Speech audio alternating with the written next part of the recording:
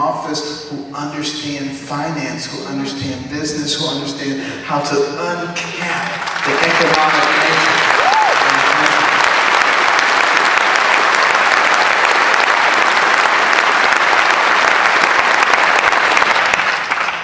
The other thing we'd be very wary of are these cuts in our defense in a world that is hostile and wants to harm us.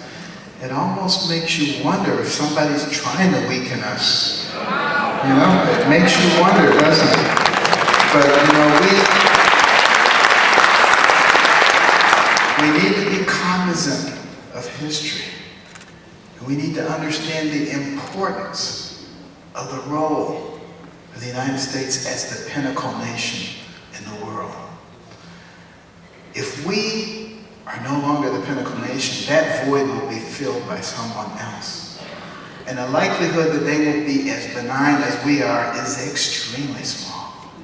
And people have forgotten what the world was like before America became the pinnacle.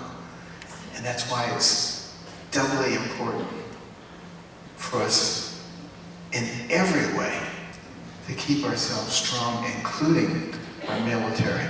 Now, that doesn't mean that there isn't waste in the military like there's waste in every other government department, but there is a responsible way to do things and an irresponsible way. And we have to make sure that we have the right people in there so we can do these things responsibly. We have to understand the role of the pinnacle nation to lead, because if you don't lead, the whole world becomes like a classroom full of kids when the teacher isn't in there. You know, there's a lot of bad actors and a lot of stuff going on. As soon as the teacher comes, you restore order. That can only happen when you have respect and when you lead in the right way. And you have to understand that a strong military is a deterrent for adventurism. Ronald Reagan understood.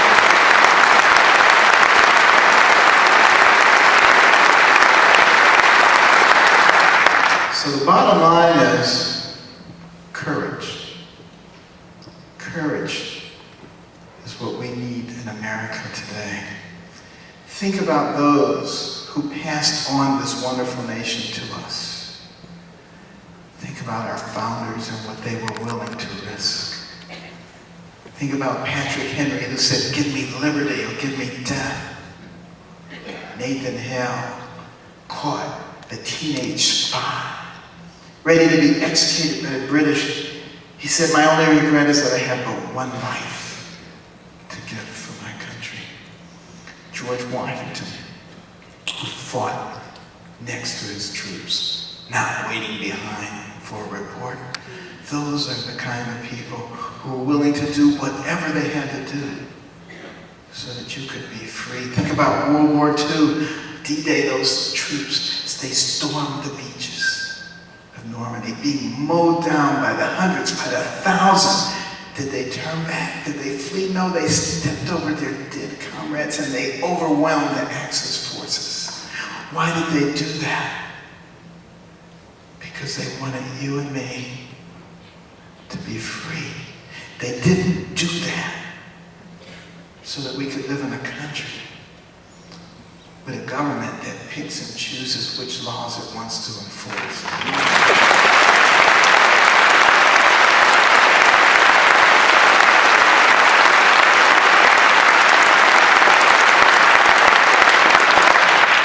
That we must truly bring freedom and justice for all. And I'm going to make a prediction for you. And I base this on what Candy and I are seeing as we travel across this nation. People are waking up, and in November, you're going to see a wave election, and there's going to be a big shift.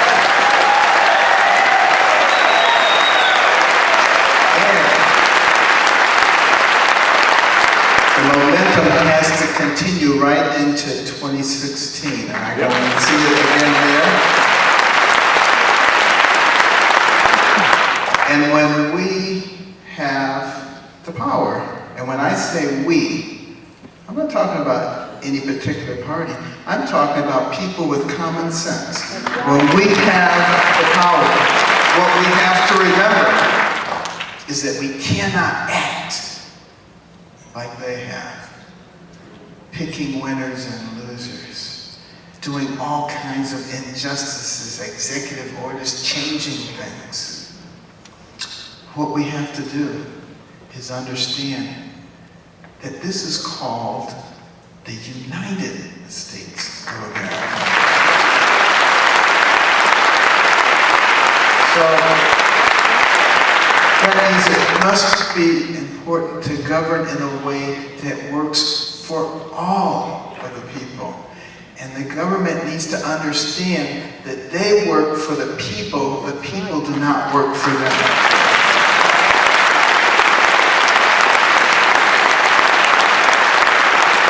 And the next time you're singing the national anthem and you're looking at that flag right there, think about what that has meant for so many people.